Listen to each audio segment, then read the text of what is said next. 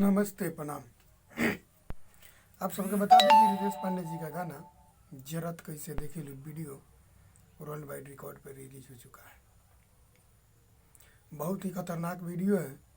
भोजपुरी के बेताज बादशाह, जो कि साइड संग का बेताज बादशाह कहे जाने वाले सुपरस्टार रितेश पांडे जी का गाना, जो बहुत ही ब्लॉकबस्टर रिलीज हो रहा है। रिलीज हो चुका है world wide record Bhojpuri YouTube channel से। आप सब जाके देखिए उस वीडियो को और ढेर सारा प्यार आशीर्वाद दीजिए। बहुत ही खतरनाक वीडियो शूट हुआ है।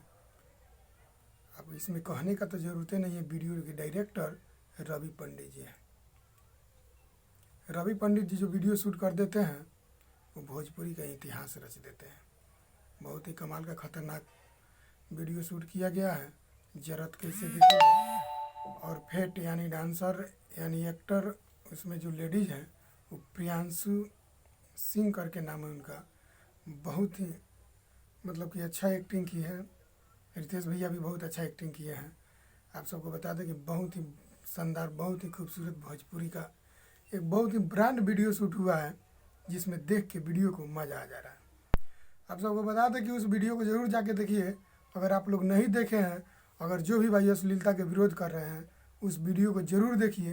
काहे कि आपको पुराना वाला भोजपुरी ज़रूर याद आएगा। बहुत ही शानदार वीडियो बना है, देख के मज़ा आ जाएगा। अश्लीलता के विरोध करने वाला भाई से निवेदन है कि उस वीडियो को ज़रूर जाके देखिए। प्रणाम।